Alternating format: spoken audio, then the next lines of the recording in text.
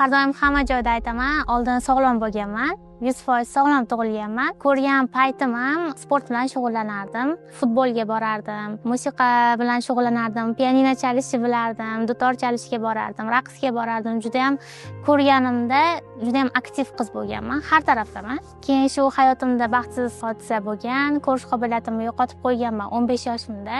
Umuman oldingi quvnoq, shaddod, hech narsadan qaytmaydigan qiz emas.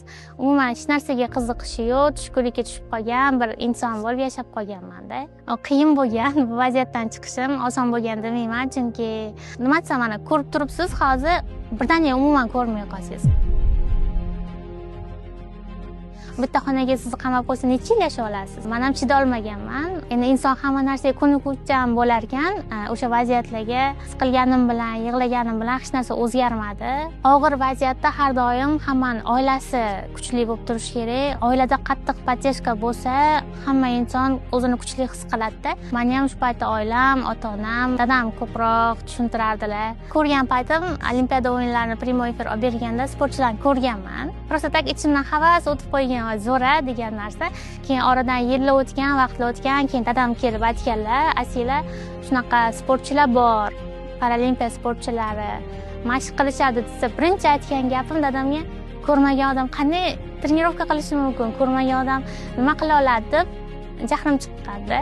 Dadam menga uch taklif berganlaridan xafa bo'lganman. Qiziqtirishdi. Birinchi o'rinda men nima deyishdi, "Sen chet elga davlatlarga chiqasan, musobaqalarga chiqasan" deyishganda, "Men boramanmi?" dedim. Keyin, "Ha, borasan, sen ham trenirovka qilsang" deyishdi.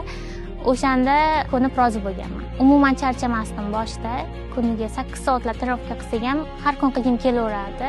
Birinchi kelganimda endi sport bilmayman, yengil atletika bilan shug'ullanmaganman. Spes mashqlarni qilinglar desa, qarab turganman. Nima u deganman-da. Hammasini tushuntirganlar. Keyin o'shandan keyin o'rganib ketganman.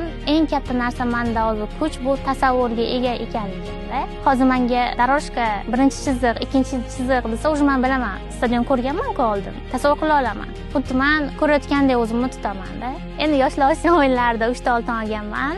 Keyin o'ylaganman, katta Osiyo o'yinlariga borsam ham shunaqa natija qila olaman deb o'ylaganman. Lekin yo katta Osiyo o'yinlariga borganimda o'zi katta bosim, katta sportchilar, raqib, o'zi medalga ham kirmay, oxirgi o'rindan bitta oldinga bo'lib kelganman. Orada 3-4 yil rezultatim bitta joyda ko'p qotib qoldi.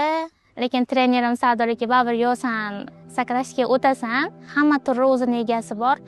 U nima degani, ketma-ket bitta sportchi chempion bo'laveradi. U o'sha turi egasi" deganlar. Keyin uzunlikka sakrashda hech kim yo'q deganlar. O'sha uzunlikka sakrashda egasi biza bo'lishimiz kerak deganlar.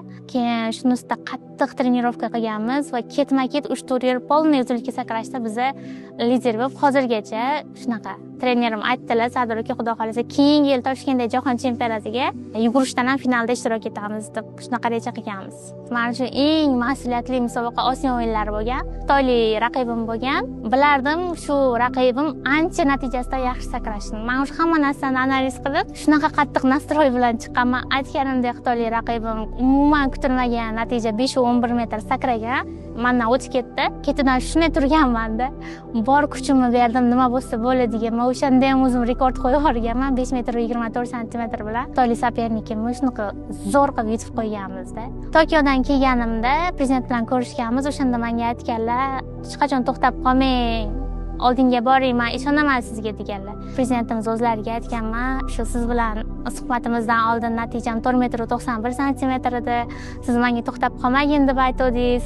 Men sizni shu gapingizdan keyin natijamni 5 metr 21 santimetrga oshirdim" deganda prezidentimiz o'zlari ham xursand bo'lib ketganlar. Ko'rmay turib 0 ga ketib qolsam ham bo'lardi-ku hayotda. Qiynalib yashasam ham bo'lardi, lekin yo'q, ko'rmasdan turib menga juda ham hamma narsa yaxshi bo'lib ketdi-da.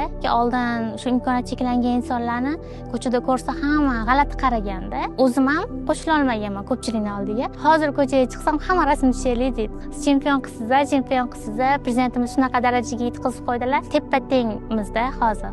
Har qanaqa odam bilan. Imkon cheklanib qolgan insonlarning ota-onalariga aytmoqchi bo'lardim, farzandlarini qo'llab-quvvatlashsin. Hozir shunaqa zamon-ku, paralimpiya sportchilariga ham havas qilishyapti hamma.